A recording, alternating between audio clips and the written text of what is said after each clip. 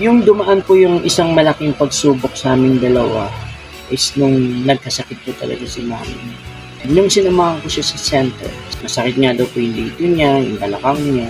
Baka sa uric lang po yun.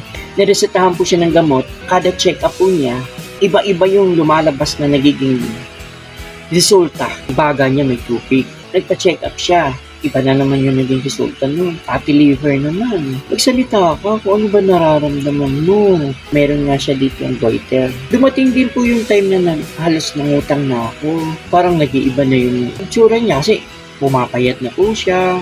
Sabi sa akin yung Christine, nasa trabaho ko, Kuya, punta ka na dito sa hospital kasi si mami nagsisisure. Doon na po namin nalaman na kailangan po i-ICU si mami. Kailangan po siya i-dialysis. Nung nawalan po siya ng hinin niya, ako po yung kasama niya. So put your hand in mine and together we'll climb.